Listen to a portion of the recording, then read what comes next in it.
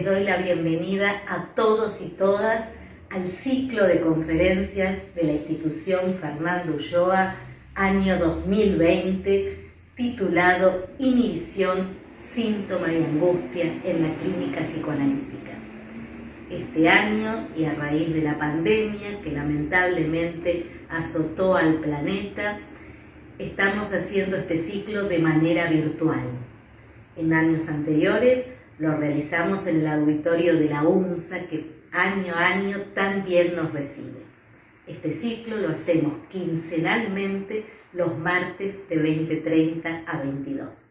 Y justamente por ser virtual tenemos un alcance novedoso. Se han sumado y se siguen sumando asistentes de todo el mundo, desde países lejanos como ser China, de verdad, Japón, Estados Unidos, España, México, etcétera, etcétera, a los que les damos nuevamente una cálida bienvenida.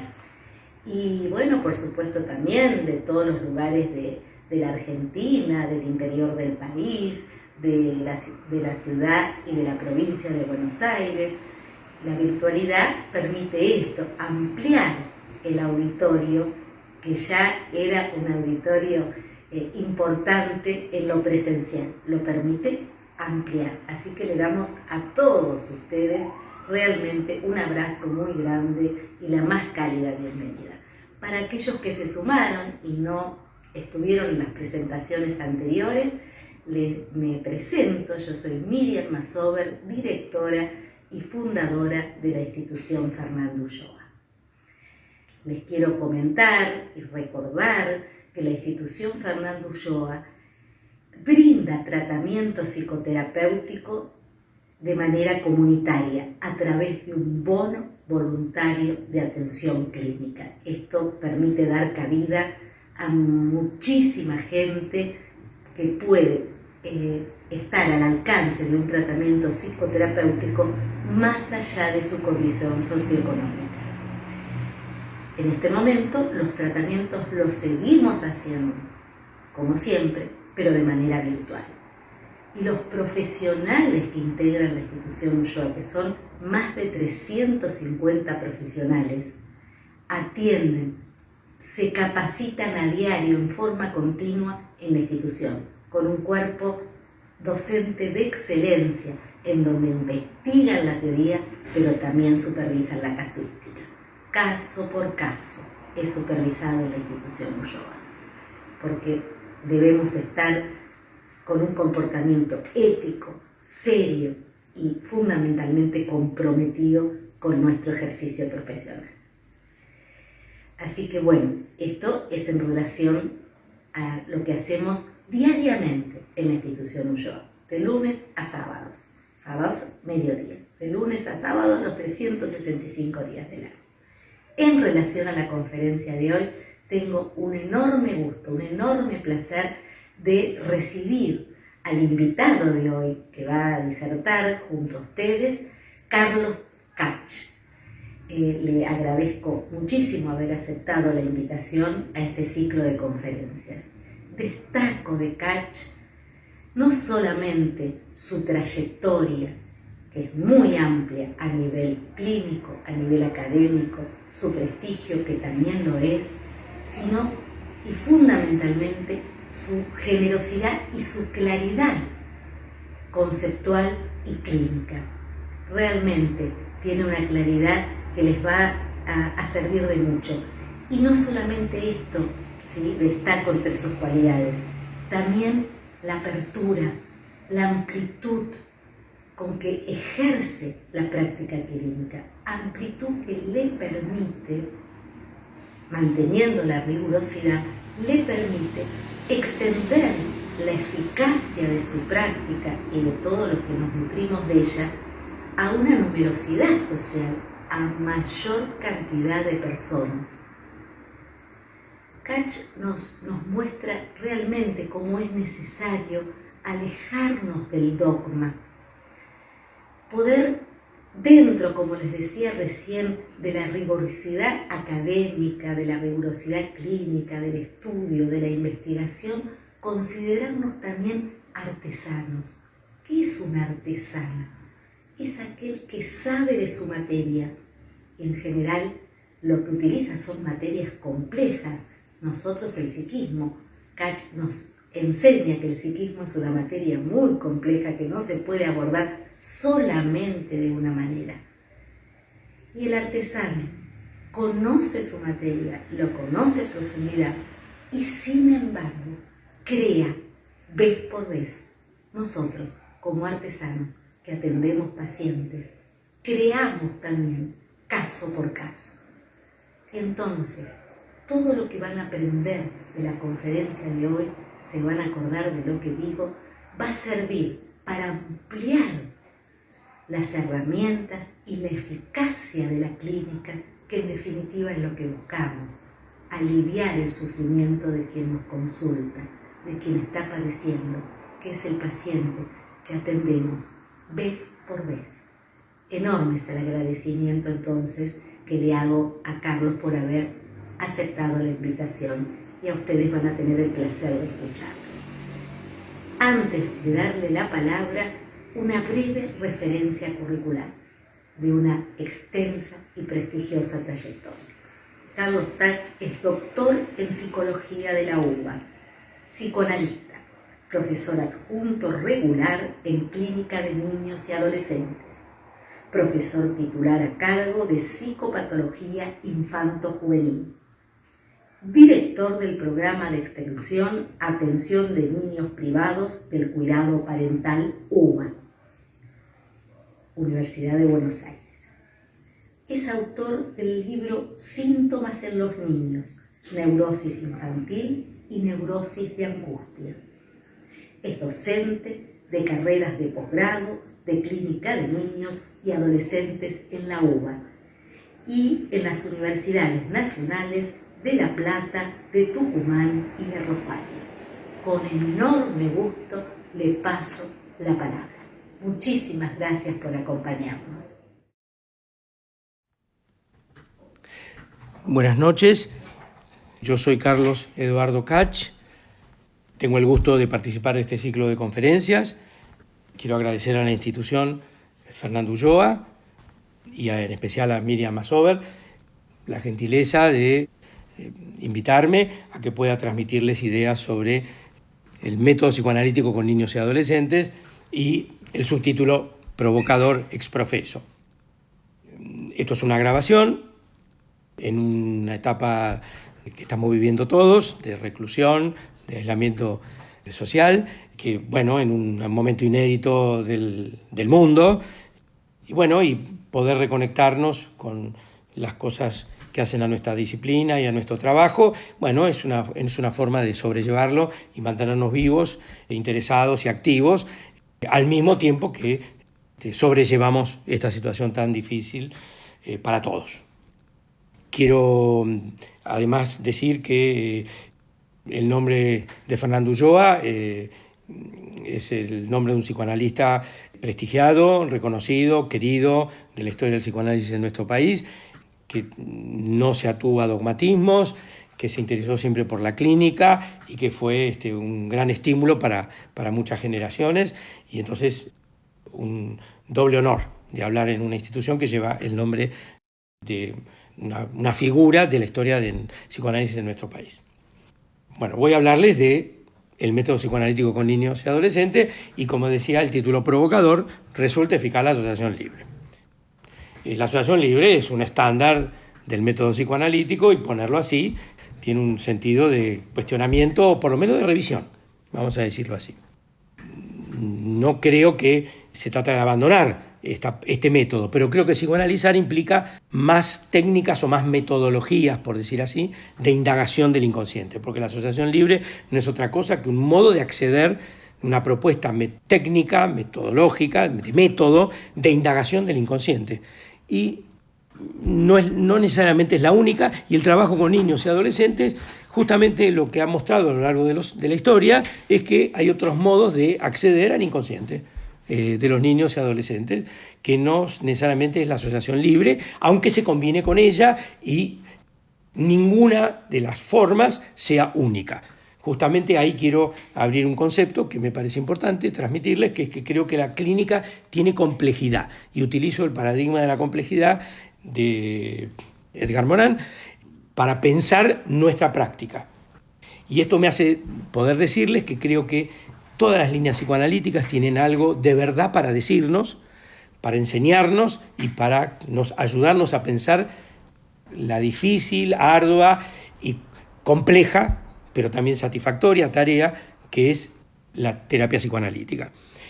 Y cada una de las líneas más conocidas y más importantes tienen algo para decirnos, y que ninguna tiene la verdad absoluta, y que son verdades que, aunque a veces parecen contradictorias, son opuestos que a veces dicen una parte de la cuestión, ¿sí?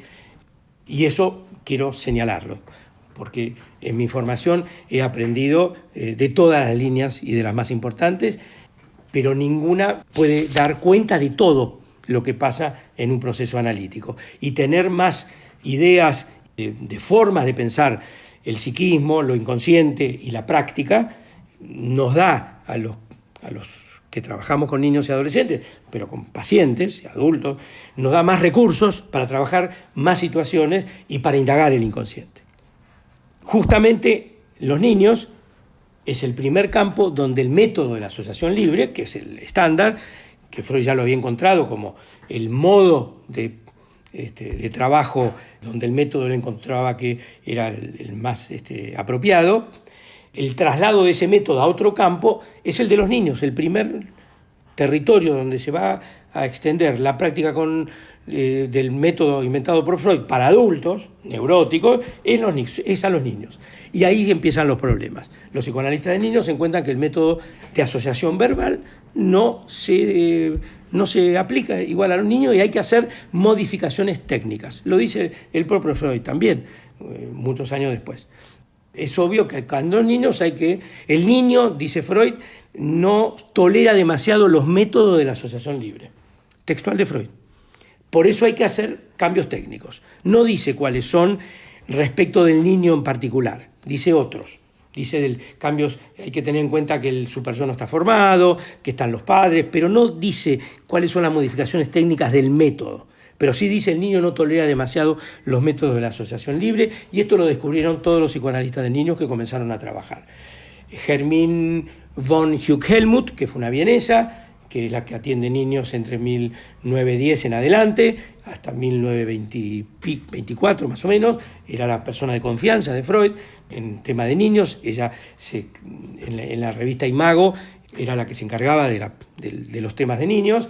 Luego Melanie Klein, como ustedes saben, también encuentra dificultades porque los niños no hablan y tiene que inventa el juego. Y el juego es, en la historia del psicoanálisis en la Argentina, un eje de cómo pensamos el psicoanálisis con niños. Y para Melanie Klein, el juego textual, ese es el concepto de Melanie Klein, el juego es un equivalente de la asociación libre. Esta idea de que el juego es equivalente de la asociación libre, es decir, que la actividad de juego es equivalente a la asociación libre de un adulto, es una idea central del concepto kleiniano. Pero no la siguieron todos los psicoanalistas de niños con esta definición. Ana Freud nunca pensó que el juego, que si bien tenía su importancia, podía ser considerado equivalente de la asociación libre del adulto. Esta es parte de la polémica. En Winnicott, que da una nueva versión sobre el juego, muy enriquecedora, que amplía las ideas de Melanie Klein, aunque aporta nuevas maneras de pensarlo, tampoco insiste demasiado en que el juego y la asociación libre. El juego es un camino para acceder al inconsciente del niño. Y además el juego con el analista y el juego como despliegue de una realidad psíquica diferente, etc. No voy a entrar en detalles ahora. Lo que quiero señalar es que lo que encuentran los psicoanalistas de niños, inclusive de adolescentes, es que el método no se puede aplicar igual y no se los puede analizar igual. Y entonces hay que idear modificaciones técnicas. ¿Por qué? Por ejemplo, en el juego no solo hay asociación representacional, que son las representaciones del juego. La nena juega, que es la mamá, el animalito, etc. Escenas como de sueño. Mira, quien dice que en el juego infantil hay una equivalencia con el sueño. Hay algo análogo al soñar, pero un soñar despierto. Pero también en el juego hay acción. El jugar es una actividad, es una puesta en acción, en acto, representacional, ¿sí? Y en el juego también está la pulsión, por la compulsión a actuar. O sea que el juego tiene una punta asociativa y tiene una punta en el acto y en la acción, en la puesta en acción. Entonces, depende de qué juego, creo yo, depende de qué actividades lúdicas, podemos decir estamos cerca de la asociación libre o estamos más lejos. Estoy introduciendo otra idea, que en el juego hay puesta en acto, hay puesta en acción. Lo reconoce Melanie Klein, también. Estoy introduciendo algo que Freud va a descubrir como tope a la asociación libre, que es la compulsión de repetición. Freud, ¿qué descubre analizando los pacientes neuróticos una vez que el método pudo llegar a su máxima expansión, por decir así? Se encuentra con que en el psiquismo no solo hay una tarea representacional, no solo hay actividad representacional, sino que hay una actividad psíquica que es compulsiva a repetir en acto. Y a repetir en acto implica en los límites de la representación. O las representaciones son utilizadas como acción, o hay un límite a la capacidad representacional. Lo que hay es una preeminencia de la puesta en acto, de la puesta en acción. Y eso es un límite a la capacidad de recordar, de asociar, de ligar. Y la compulsión de repetición pasa a ser el límite del trabajo analítico. Primero, la compulsión de repetición más acá del principio del placer y luego más allá del principio del placer, porque ya cuando es más allá del principio del placer, lo que se repite en acto fuera de la representación es el padecimiento, y donde Freud va a colocar las pulsiones destructivas, el goce, nombrado por los desarrollos lacanianos, pero el repetir el padecimiento, ¿sí?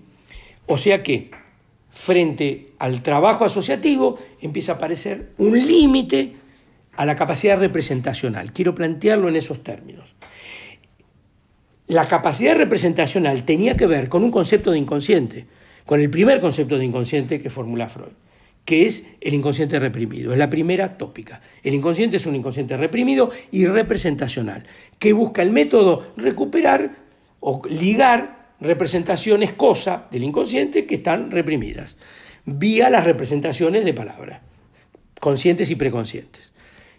Es decir, que hay un inconsciente representacional que tiene derivaciones en los síntomas y que se trata de ligarlos, trabajarlos, etc. Todo lo que ustedes quieran va ahí. Pero cuando se empieza a encontrar con que algo de lo inconsciente proviene una fuerza actual, ya no representacional, porque la compulsión a actuar, a repetir, tiene que ver con la vivencia actual. El paciente lo que repite, como dice Freud, lo vive como actual, presente y real. Y no lo liga con representaciones o con recuerdos anteriores. Es decir, el trabajo analítico tiende a ligarlo con representaciones, pero justamente este es el límite a ligar eso con representaciones. En alguna dimensión, a veces muy importante, del trabajo psíquico, que es el análisis, porque el trabajo analítico el análisis es un trabajo psíquico especial, ¿sí? Analizarse implica un trabajo psíquico que es el del paciente con el del analista, atención libre, atención flotante. Acá hay un límite a esa capacidad de ligar, de conectar con representaciones lo que se presentifica. Este es el problema. Cuando los niños juegan, en el juego hay algo actual y presente. El niño juega hoy y acá, aunque esté jugando a escenas que representa, pero las representaciones son actuales, no está recordando. También los niños recuerdan, y cuando recuerdan tenemos una asociación representacional que recupera algo anterior, sin duda, porque los niños cuando juegan hablan y cuentan cosas, pero la actividad de juego le permite un despliegue en acción, en acciones representacionales, lúdicas, de su inconsciente, con lo cual aparece una modificación del método para que el inconsciente del niño trabaje y para que el analista pueda acceder a derivados del inconsciente. La noción central del psicoanálisis clásica y de Freud es el inconsciente reprimido. Pero la compulsión de repetición lo va a llevar a Freud a revisar, entre otras cosas, la noción de inconsciente. Lo digo sintéticamente. Freud descubre el narcisismo, descubre el yo, por supuesto, los mecanismos de defensa del yo, descubre el ello y después plantea el superyo. Descubre, construye, inventa una nueva tópica, donde lo inconsciente no coincide con una sola dimensión psíquica. Es inconsciente lo reprimido, es inconsciente partes del yo, que son mecanismos, es inconsciente el narcisismo, es inconsciente partes del superyo, y el ello, que es lo pulsional, no representacional, también es inconsciente. Entonces acá hay una nueva concepción de inconsciente, donde lo central pasa a ser, lo que lleva a esta modificación es la acción pulsional. Antes, con la concepción del inconsciente reprimido, la pulsión era un concepto límite entre lo somático y lo psíquico. En la segunda tópica, como muy bien dice André Green, la pulsión, lo pulsional, que no representacional, el movimiento pulsional, forma parte de lo psíquico. Y eso explica que lo pulsional es una tendencia a actuar, para lo cual necesitamos ampliar la noción de inconsciente. Ya no es la misma noción de inconsciente. No es que se abandone una por otra, sino que se complejiza la noción de inconsciente. Por eso creo que hay una complejidad del psiquismo, y estoy utilizando el paradigma de Edgar Morin, porque podemos ver con muchos años de psicoanálisis que cada escuela nos aporta una versión del psiquismo, un aspecto de lo que pudieron descubrir, y todas tienen su parte de verdad porque dan cuenta de un aspecto de lo psíquico. Cómo articular todo eso es tarea del psicoanálisis contemporáneo, cómo articular las distintas modos de pensar, ¿sí? Pero eso es una tarea de la complejidad. Cómo articular y no pretender unificar en un solo concepto todo. No puedo extenderme mucho sobre eso, pero transmito el espíritu con que me sirvo de todos los desarrollos psicoanalíticos serios e importantes, porque todos aportan algo para entender la complejidad de lo psíquico. Y abre a pensar la práctica también como compleja. Entonces, no solo pensar nuestra práctica como asociación libre y atención flotante. Hay más cosas que hacemos como psicoanalistas de método que no son solo la asociación libre. Y nuestra práctica es compleja también porque implica atender a distintas dimensiones psíquicas y servir nosotros como instrumento para captar, indagar, intervenir con complejidad, ¿sí? Melanie Klein solo interpretaba a los niños. Prácticamente no le gustaba jugar, solo si se lo pedían. Hoy sabemos que el jugar con el niño que nos enseñó Winnicott, un autor valiosísimo, nos enseñó que eso es un modo de hacer trabajar el inconsciente del niño. Es decir, que el invento de los dibujos, que fue por Sophie Morgenstern en los años 30, se fueron descubriendo modalidades de expresión psíquica que permiten que el inconsciente se manifieste, se exprese y modos de acceder a él. Entonces la asociación libre queda relativizada, para decirlo así. No nos alcanza para entender todo lo que pasa, si bien es una fuente importante del método, pero no es lo único, porque si seguimos esperando con asociación libre y atención flotante poder descifrar o operar sobre el sufrimiento del paciente, nos vamos a quedar cortos porque hay que hacer más cosas que esa, que es la interpretación estándar, porque acá lo que importa en nuestro trabajo es que lo que hablamos, decimos o hacemos toque el sufrimiento, toque el inconsciente y tenga efectos en lo real psíquico. Efectos que abran nuevas conexiones, nuevas ligazones, efectos que alivien el sufrimiento, efectos que permitan simbolizar lo que no estaba simbolizado, efectos variados, pero que no son solo la interpretación. Acá hay una amplitud de instrumentos que surgen de leer material psíquico, no solo en términos de asociación libre, sino leer material psíquico en términos de lo actual, de lo presente y actual del modo de ser del paciente. Freud decía que ¿qué se repite? El paciente, ¿qué es lo que se repite en la compulsión de repetición? Se repiten las inhibiciones, los rasgos patológicos de carácter, decía Freud, y también se repiten los síntomas. ¿Sí? Prestemos atención a esto donde estoy poniendo el foco. Y se repiten también, por supuesto, todos sus síntomas. Entonces, leer los rasgos de carácter, leer la modalidad actual de presentificación del paciente, que no es conectable con representaciones de su historia, porque el paciente, dice Freud, el paciente vive lo actual como su enfermedad o su padecimiento, como actual, real y presente, y nuestra tarea es llevarlo a la representación, a que recuerde. Bueno, ahí es donde empiezan los límites.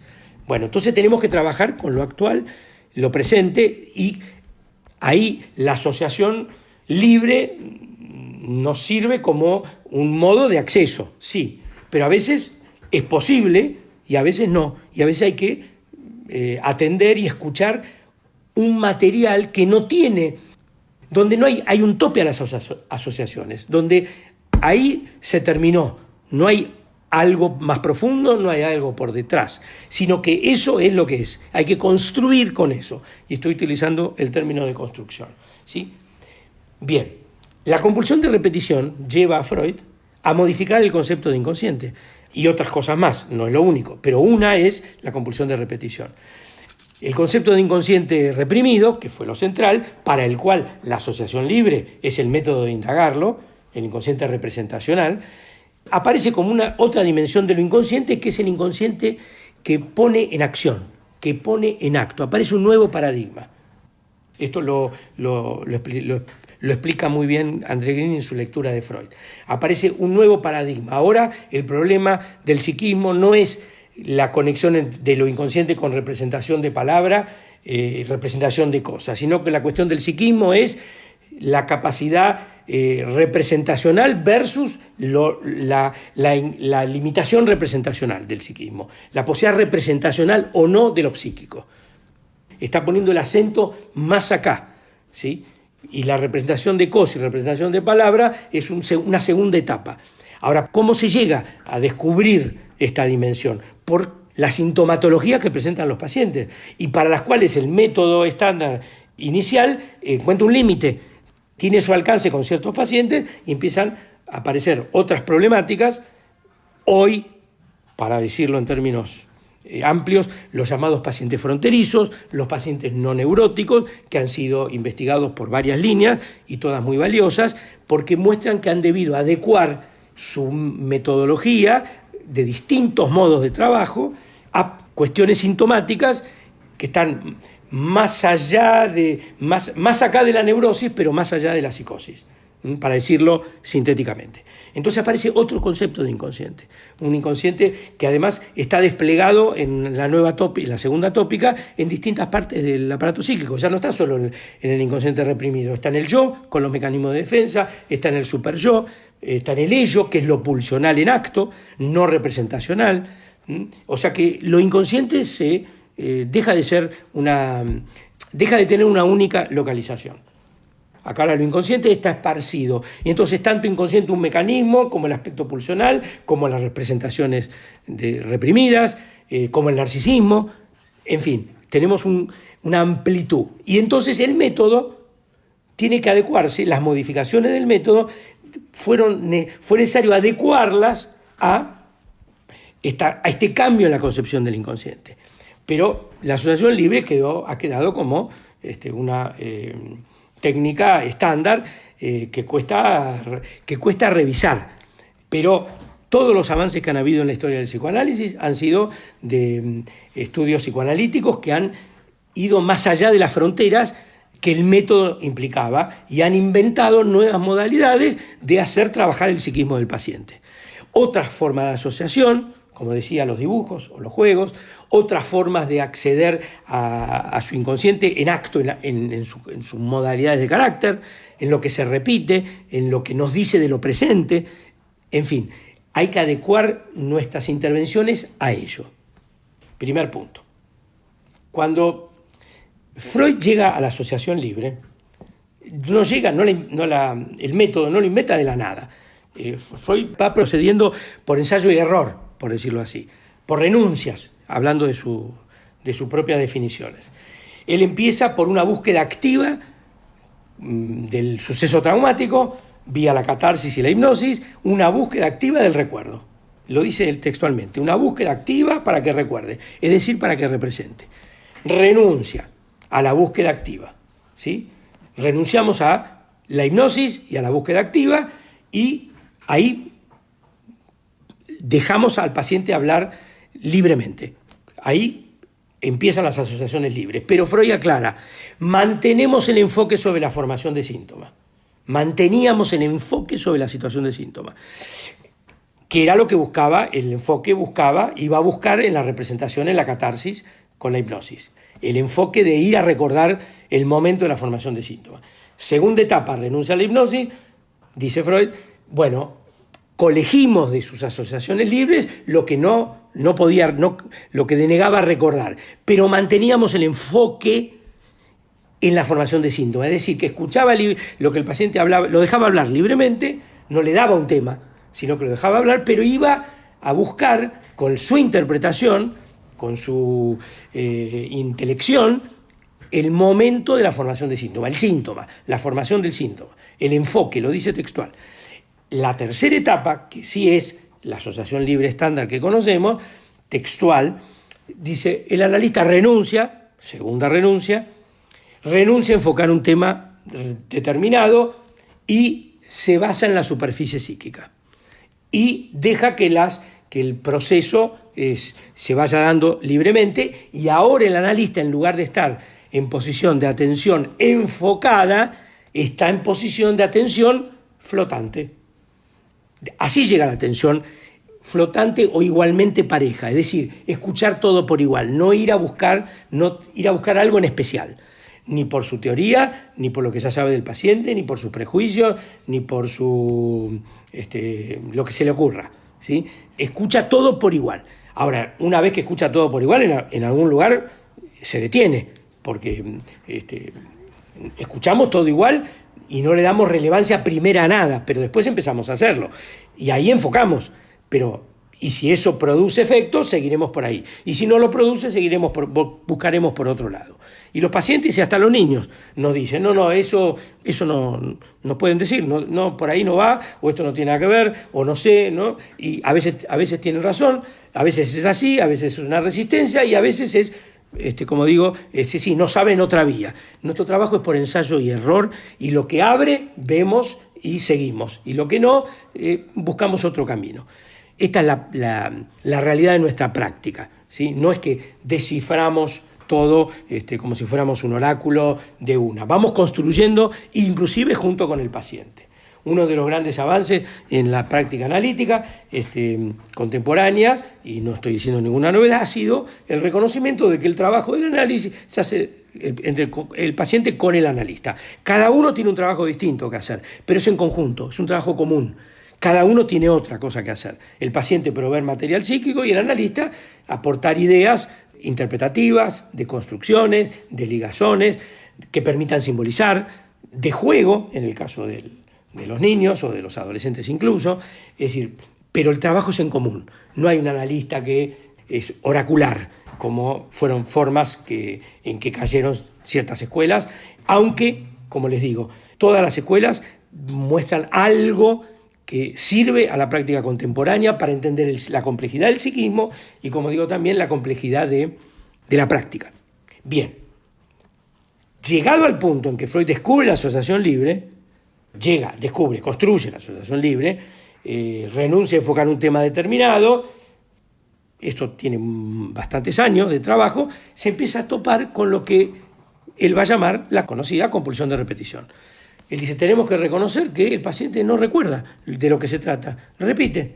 Y eso es una dimensión psíquica más importante que la del recuerdo. Es decir, el paciente no representa, hay un límite a lo que puede representar. Y esto que viene como compulsión en acto, como compulsión en acción, pero compulsión en acciones, en sufrimientos, en palabras, en lo que dice, pero no con finalidad representacional, sino como una finalidad de poner en acto lo actual de lo que padece y vive. Esto es lo central. Entonces, un límite a lo representacional. que coexiste con la capacidad de representacionales que también tiene, pero aparece algo que nos abre una frontera psíquica de una dimensión nueva. Y como les decía, es lo pulsional, que es lo que vehiculiza la compulsión de repetición. Entonces aparece otros materiales psíquicos que no tienen que ver con lo representacional, tienen que ver con representaciones que también pueden ser, pero que son puestas en acto. Se utiliza el sistema psíquico para la descarga pulsional, para la acción pulsional, donde además está el padecimiento. Este es el problema, porque lo que se repite, dice Freud, es el padecimiento, todos sus síntomas, por supuesto que repite todos sus síntomas, y también repite sus inhibiciones y rasgos patológicos de carácter. Entonces, cuando en la clínica se enfrenta enfrentamos la repetición, nos enfrentamos con distintas dimensiones, nuevas dimensiones psíquicas, que son las que van a permitirle a Freud, o permitirle, van a llevar a que Freud modifique la tópica, porque se cuenta con más dimensiones psíquicas. La compulsión de repetición, les decía, dice Freud, también repite todos sus síntomas. O sea que los síntomas que él, y la formación de síntomas que él deja atrás para no enfocar, con la compulsión de repetición que insiste y trae no trae lo representacional o no trae el pasado que Freud quisiera, no trae los recuerdos o lo representacional, como insisto, como Freud quería, trae el eterno retorno de lo igual. Aunque, como cita Freud, aunque lo igual nunca es igual, es cierto, nunca se repite igual, pero siempre hay algo de lo mismo que insiste, aunque justamente la clave es encontrarle la diferencia, encontrar las pequeñas diferencias en eso que insiste, porque estamos ante una insistencia de lo mismo. El trabajo es cómo hacer de eso que se repite algo nuevo, ¿sí? Y por eso una de las ideas importantes que ha aportado Winnicott es la idea de creación psíquica. A la repetición no se la reduce con más interpretación, por decirlo esquemáticamente y brutalmente. Sí, muchas modalidades de la repetición sintomática del paciente o de su padecimiento sí se reducen con la interpretación o se ligan, se religan, se tramitan psíquicamente, eso es cierto, es así, pero muchas no, y el padecimiento continúa. Y entonces a la repetición de lo mismo, que es lo contrario de la asociación libre, porque la asociación libre trae siempre algo nuevo, trae la novedad, lo que se llama abrir siempre una nueva cosa, una nueva dimensión, una nueva vía interpretativa, simbolizante, etc. Y eso es parte de nuestro trabajo porque es ampliación psíquica, no hay ninguna duda de eso, pero a veces eso es un límite, justamente que lo que no opera, y aunque lo busquemos, eso no opera psíquicamente aliviando el sufrimiento. La insistencia de lo mismo no se reduce por esa vía. Y entonces requiere otros instrumentos clínicos, otros instrumentos técnicos, podríamos decir. Trabajar con la transferencia, esa es una, porque la repetición se da en transferencia. Construcciones, otra modalidad de trabajos de aportación psíquica que le damos a los pacientes. Requiere que nuestra atención deje de ser flotante y que combinemos la atención flotante con la atención focalizada, porque vemos que lo mismo insiste y entonces tenemos que ir a focalizar, porque el paciente por ahí evita ir a los focos donde las cosas insisten, y entonces es nuestro trabajo volver a focalizar para volver a abrir a lo flotante, ¿sí? Es ahí, como ven, estoy tratando de transmitirles un modo de pensar la tarea clínica que implica que actuemos en varios frentes simultáneamente y psíquicamente estemos disponibles para pensar en varios frentes. Y lo que Winnicott aporta, que era lo que estaba iniciando para decir, es la creación psíquica. Frente a la repetición, una salida es la creación psíquica, no la creación artística, ¿no? Es la creatividad simbolizante. Que el trabajo analítico, porque el analista esté colocado en otra posición, no solo de intérprete del inconsciente reprimido, que la posición analítica tenga otra posibilidad, y estoy dando distintas dimensiones de lo que es la tarea analítica, de producir lo que no existía. No solo entender lo que ya estaba, para decirlo esquemáticamente, sino producir lo nuevo, ayudar a que el paciente pueda tener creación de novedades de sus propias capacidades psíquicas. Esto es lo que hace la tarea más ardua, sin duda, porque ¿qué casos son los que nos presentifican estos problemas y esta necesidad de ir adecuando los métodos? Pacientes más graves, que no son psicosis, pero tampoco son neurosis clásicas, ¿sí? Que si el modelo de la neurosis fue el modelo inicial, pero no da cuenta de todos los fenómenos psicopatológicos. Tiene sus alcances y tiene sus límites. Y todo el territorio de los llamados cuadros fronterizos, cuadros no neuróticos, estudiados por varias líneas, muestran nuevas problemáticas sintomáticas, mucha compulsión de repetición, angustia, pasajes al acto, acting, muestran otra dimensión sintomática. Nos enseñan, y hablo de distintos autores, cómo han inventado sortear estas dificultades de los que plantea al método estándar, al método de la asociación libre, estas formaciones sintomáticas. Y entonces han inventado nuevas maneras de trabajar sobre ellas. Aquí vienen distintas formas. El trabajo con la transferencia, permitir la expresión del paciente, utilizar nuestras propias representaciones para proveerle al paciente lo que no tiene, es decir, una modificación en la disponibilidad analítica, brindarle inclusive las representaciones propias para abrirle su campo psíquico.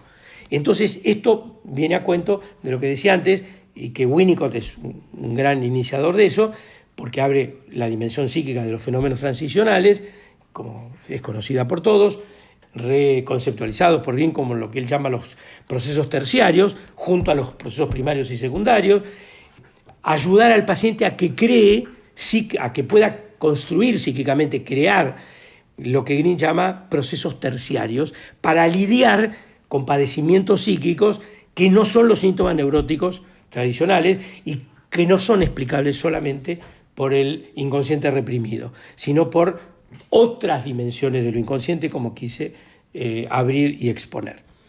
Entonces, vuelvo sobre la asociación libre y atención flotante. Para hacer todo este trabajo que estoy diciendo, que estoy diciendo porque nos lo presentan los casos graves, donde lo mismo insiste en otras formas de síntomas, nos obliga a tener atenciones no solo flotantes, sino junto con las flotantes focalizadas en más cuestiones de la producción psíquica del paciente. Y eso en la historia de la práctica freudiana lo trae la insistencia en el padecimiento, que Freud cuenta como límite a la cura analítica. Esto, afortunadamente, permite leer los pacientes más graves, distintos, que los neuróticos estándar con los que primero empieza a trabajar Freud, y de rebote permite entender mejor los fenómenos de la neurosis, porque en la neurosis también hay compulsión de repetición y padecimiento. Es decir, ilumina otros aspectos de la práctica con pacientes neuróticos. Pero también, fundamentalmente, nos lo enseñaron esto, a los psicoanalistas nos lo enseñaron los niños, los pacientes niños con problemáticas graves, adolescentes con problemáticas graves y los adultos con las problemáticas que ya no son las clásicas neuróticas, donde la sintomatología nos enfrenta ante otro tipo de configuraciones psíquicas y sintomáticas. Para decirlo esquemáticamente, y esto es un esquema para pensar, la neurosis está estructurada y sus síntomas con la cuestión de la angustia de castración y todo lo relacionado con ella, ¿sí? Teorizado desde varias perspectivas.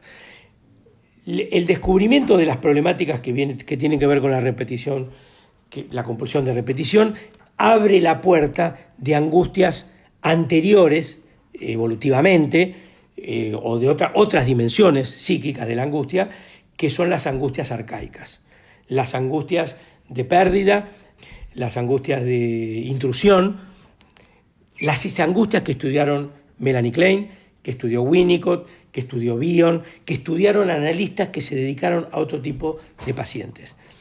Esas angustias producen otros síntomas que no son exactamente producto de la represión. Son síntomas donde lo que es sintomatología, que muestran procesos psíquicos donde lo central no es la represión, sino la escisión. Esto es fundamentos de André Green. La escisión psíquica produce retorno ya no de lo reprimido, sino de lo que fue escindido. Y entonces tenemos una nueva dimensión de lo inconsciente, una manera de más dimensiones de lo inconsciente, que es algo que está escindido de la representación. Cuando hablo de nuevas dimensiones de lo inconsciente, no estoy descuidando en absoluto los aportes del inconsciente que aporta Lacan, la escucha del inconsciente en relación con el lenguaje y la palabra. Pero me parece que hay más inconsciente que lo que tiene que ver con el lenguaje y la palabra. O en todo caso, el inconsciente es más que lo que está estructurado como un lenguaje. No quiero entrar en esa polémica porque hay varias maneras de entender lo inconsciente. Pero lo que sí quiero transmitirles es que las distintas perspectivas de cada escuela que ha profundizado la dimensión de lo inconsciente nos aporta y nos enriquece, porque lo psíquico está configurado de distintos aspectos y inteligirlos y conocerlos más nos da más recursos a la hora de ayudar a más pacientes con más, con más técnicas, brindándoles mayores capacidades psíquicas, aportándoles a su sufrimiento. Entonces, ¿resulta eficaz la asociación libre? Pregunta provocadora. Sí y no. Si esperamos todo por la vía de la asociación libre, nos vamos a quedar cortos con la posibilidad de entender lo que pase con un paciente, o vamos a escuchar como asociación libre algo que por ahí no es de esa calidad psíquica, es otra materialidad. A veces escucharlo como asociación libre, algo que viene vía presentificación en acto, sí, va a abrir la asociación, es cierto, porque la asociación libre y la atención flotante es un proceso dialéctico, dinámico, porque el paciente habla de lo que habla, es nuestra atención no focalizada, flotante, la que convierte lo que dice en algo que quiere decir otra cosa, sin duda, ¿sí? Pero a veces eso opera y a veces no opera, ¿sí? Todo lo que estoy diciendo está enmarcado, entre otras cosas, porque es una conferencia y tengo que, prefiero ser un poco esquemático, pero dejar ideas que están abiertas a discusión y a consideraciones, pero no vamos a tener la posibilidad de preguntas y respuestas y de intercambio, pero soy consciente de eso, pero aprovecho para decir ejes de mi pensamiento.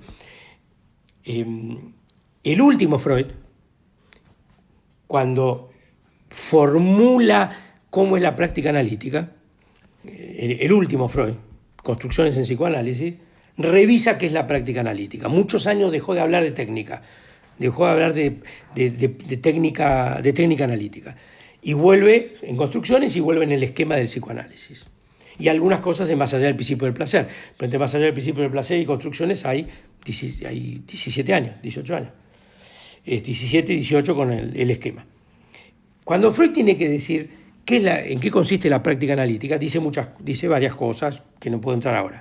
Pero una dice, ¿qué materiales ofrece el paciente? Así, ¿qué materiales nos ofrece para poder discernir lo inconsciente? ¿Sí? Para que el analista pueda construir lo inconsciente, dice. La mejor palabra de lo que hacemos, dice Freud, es construir lo inconsciente. Colegirlo, construirlo o reconstruirlo. ¿Sí? Dice todas esas cosas. ¿Qué materiales? Y cuando tiene que decir los materiales que provee el paciente para nuestro trabajo, dice 3 cosas, 3 materiales. Sueños, asociaciones libres y repeticiones. Desde los sueños colegimos lo inconsciente. Desde las asociaciones libres también colegimos lo inconsciente. Y desde las repeticiones también. Y la repetición es la compulsión de repetición. Y lo que se da en transferencia. Entonces, cuando tiene que formular al final de su obra cuáles son los materiales psíquicos que nos provee el paciente, dice 3 cosas. Dice asociación libre como una más. Los sueños y las compulsiones, las repeticiones. Búsquenlo. Con algunas variaciones dice más o menos algo similar en el esquema del psicoanálisis. Porque el sueño no es una asociación libre, El sueño es un producto que el paciente sueña y lo trae. A partir de eso puede asociar. Estos tres materiales están en interconexión, por supuesto. De un sueño en el sueño puede haber compulsión de repetición, sueños que se repiten. El sueño tiene asociaciones o lleva asociaciones. Hay asociaciones que son compulsivas, que no son libres. La compulsión de repetición puede abrir a nuevas asociaciones. En fin, ahí está la artesanía de este trabajo, ¿sí? Pero en la índole del material define tres tipos de materiales distintos. Y digo, además, agrego el psicoanálisis de niños y el psicoanálisis con otro tipo de pacientes aporta más materiales en el descubrimiento, porque Freud no habla del juego. Y Melanie Klein inventa otro material, inventa para el análisis, que ese es un material, el juego ya existía, obviamente, y los dibujos de los niños. Y todo el actuar del paciente puede servirnos como material mientras sirve para indagar lo inconsciente. Entonces, justamente, como decía, los que han ido más allá de las fronteras de la neurosis han descubierto, por flexibilizar su modo de atender a lo inconsciente, que no es solo escucharlo, es leerlo, es inteligirlo, es captarlo en sus efectos afectivos, es captarlo en las acciones. Hay varias dimensiones que tiene lo inconsciente, que no es meramente representacional. Entonces, por eso digo, tener más recursos psíquicos para recibir de qué se trata lo inconsciente que el paciente nos transmite, nos permite abordar más cuestiones de él. Por eso decía, es el propio Freud el que dice al final de su obra que la asociación libre no es el único material.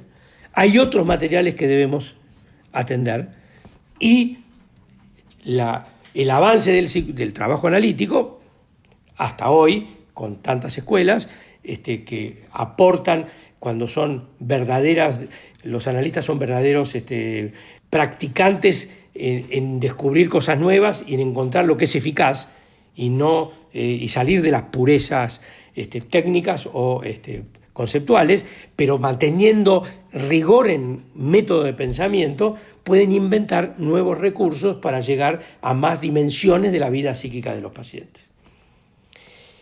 El psicoanálisis con niños y adolescentes tiene mucho de todo esto que yo he dicho.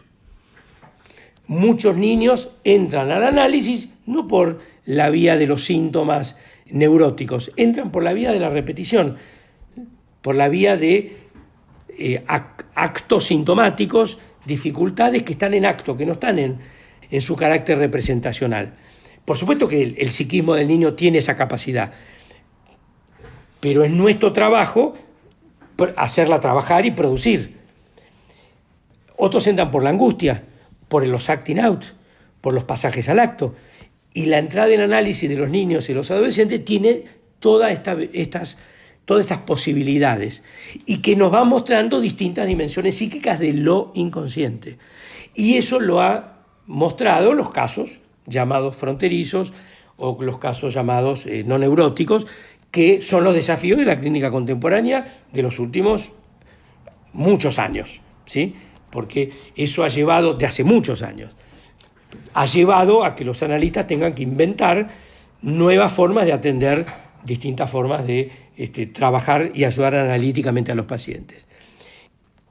Los niños y los adolescentes han sido el lugar de la puesta en experimentación, por decirlo de forma ligera, de nuevas formas de acceder a lo inconsciente y de sacudirse el polvo de lo que debería ser estándar.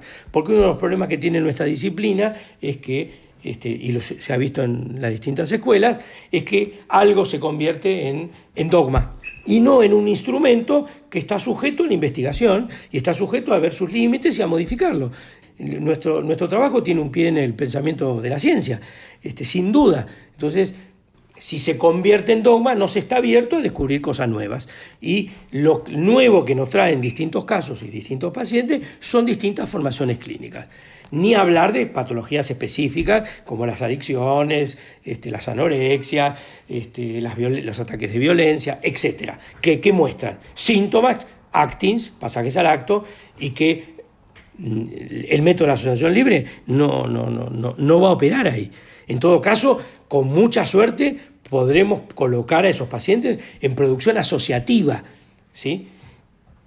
Una cosa es asociación libre y otra cosa es asociaciones dirigidas, asociaciones focalizadas.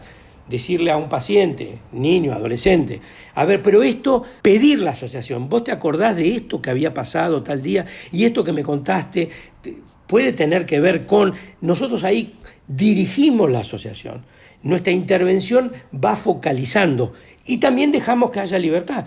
Y entonces nuestra atención puede ser dirigida o puede ser flotante. Ese es el juego psíquico que tenemos que tener. Ahora, esto requiere un trabajo sobre nuestra posición metodológica y sobre nuestra posición personal como analistas, sin duda. Tener esa dinámica donde inclusive y ahora doy un paso más, inclusive nuestra propia presencia, nuestro propio ser actúa para producir efectos analíticos. La famosa acción del analista, con su propio ser, puede ser operatoria analíticamente, ¿sí? En el presente, en el actual, y que no es meramente interpretativa, ¿sí? No es meramente la interpretación, es acciones que pueden ser interpretativas, simbolizantes, pero que permiten trabajo psíquico. Decirle a un niño que me cuenta alguna escena, decirle a un niño, por ejemplo, bueno, a ver, dibújame cómo fue la escena que me contaste, a ver si me la tuvieras que dibujar, y si fuera una película, ¿con cuál sería el argumento?, etcétera. Estoy dando distintos recursos a un adolescente, ¿sí? ¿Cómo lo harías? Es usar nuestro propio ser para producir efectos. También usar nuestro propio ser es decir, uy, esto que me decís me hace recordar tal cosa o me hace tal efecto, y nos estamos usando a nosotros para brindarle, para ayudarlo a que su psiquismo trabaje, ayudado con el trabajo psíquico que hacemos nosotros. Pero no lo hacemos, pero lo hacemos tácticamente, como un uso para producir el trabajo en él. Tiene método esa forma de actuar. Pero ahí descubrimos la importancia de nuestra presencia como causantes del proceso analítico. Y esto es la transferencia.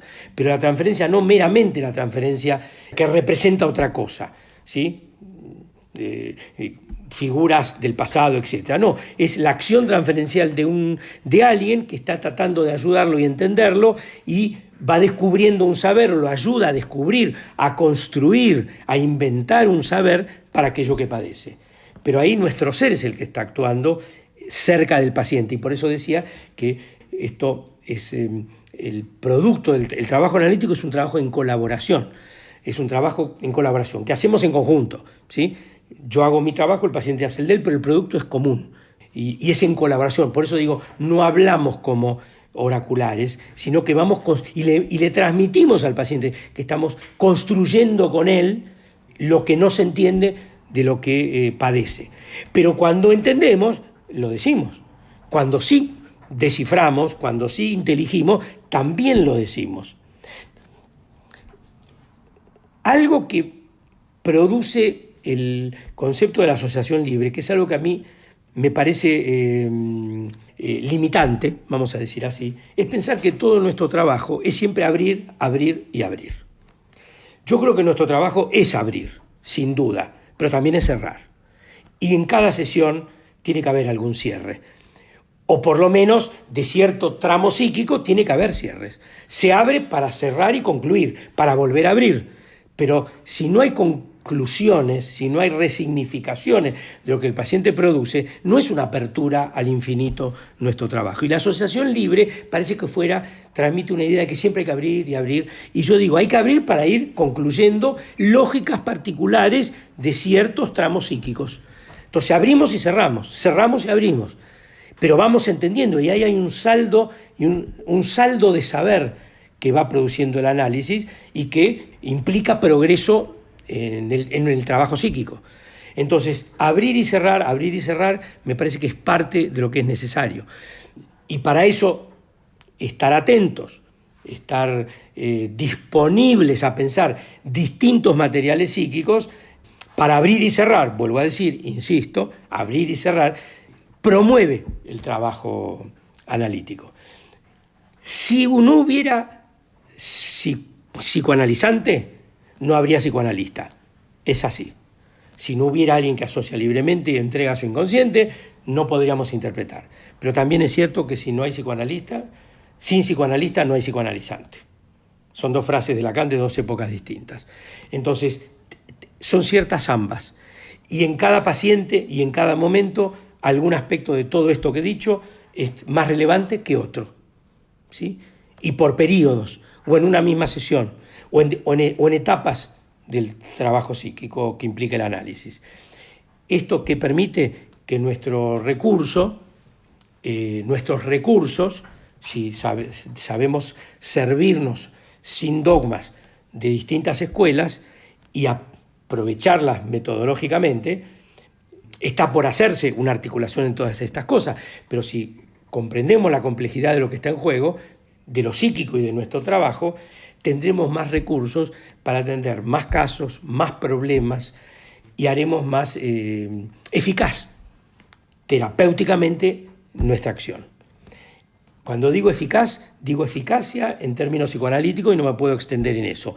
Pero una de las cosas es, sin duda, aliviar el sufrimiento de los pacientes con nuestro método, que es trabajo psíquico. Simbolización de lo no simbolizado, ligación de lo no ligado, religación de lo que ya está ligado. Bueno, estoy juntando distintos elementos. Y el trabajo con niños y adolescentes muestra la necesidad de tener esa capacidad de diversificación para pensar el material que nos traen. Porque si nos quedamos siempre en silencio, esperando, por decir así, o esperamos todo con la posición silenciosa, estándar y clásica, que hay que atenerla, porque es una de las dimensiones, pero a veces no es la eficaz, no es la que produce el trabajo en el paciente. A veces tenemos que relanzar nosotros el proceso. Entonces, eso requiere un ida y vuelta y más actitudes variadas para distintos momentos que tiene un paciente. Y no traicionamos ninguna pureza, ningún ideal de lo que es la práctica, mientras haya trabajo psíquico, que para eso estamos, y para ayudar a la gente, a los niños, a los adolescentes y a los adultos a salir adelante, y eso solo ya lleva un gran esfuerzo y un gran trabajo, y sabemos las dificultades que implica. Y la paciencia que hay que tener, la abnegación, en el sentido de saber esperar, la paciencia, el saber tolerar y soportar el sufrimiento, y bueno, y lo que nos han enseñado tantos analistas de los recursos que tenemos como analistas, la capacidad de contención, ¿sí? De holding. Bueno, hay mucho para hacer este trabajo.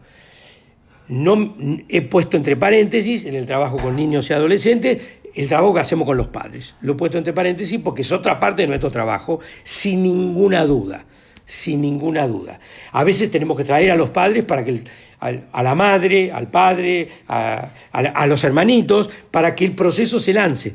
O sea que no me he metido en ese aspecto pero que es algo que es habitual de mi práctica, que es introducir en los distintos momentos los elementos de la vida del niño que ayuden a el trabajo que él hace. Y ahí también la técnica se han ampliado. Entonces están los trabajos de díada, vinculares, con la situación familiar. Bueno, es decir, eso también implica ampliar nuestra capacidad de escucha. El paciente no está solo. Entonces eso implica una nueva ampliación. Pero me he circunscripto al dispositivo individual. Pero sin duda, ir a buscar a la madre, o ir a buscar al padre, o ir a buscar una situación familiar, es porque vemos la repetición de algo que la vamos a buscar, ¿sí? No la esperamos que venga libremente, tenemos que ir a buscarla para traerla a nuestro dispositivo. Y esto sería tema ya de otra charla, de otra conferencia, que es incluir a los padres y con qué objetivos, ¿sí? Porque hay problemáticas que son cruzadas del niño con sus padres, de la familia con el niño, pero también están los síntomas del niño. Yo no creo que todo lo que le pasa a un niño tiene que ver con la familia, algunas sí y otras son síntomas de él, además de que sean cuestiones familiares. Bien, acá se abre otro aspecto más que amplía cómo pensar los materiales con los que trabajamos. Entonces la asociación libre se nos queda corta, por decir así, y hay que pensar más instrumentos de método de indagación de lo inconsciente. Bueno, espero haber sido lo suficientemente claro y bueno, la institución buscará maneras de recibir preguntas o interrogantes y la posibilidad de responderlos de alguna forma, pero no quería dejar de ser lo más claro posible en cómo pienso las cosas hasta hoy, con mi experiencia y mis estudios y lo que me han enseñado, y lo que me ha sido eficaz y lo que no me ha sido eficaz. Pues nuestro trabajo es así. Tenemos éxito, tenemos fracasos y tenemos éxitos y fracasos uno tras otro y vamos inventando. Gracias por vuestra atención. Espero que mi exposición les haya sido de utilidad. Nuevamente gracias a la institución Fernando Ulloa y los saludo a todos calurosamente y afectuosamente. Buenas noches.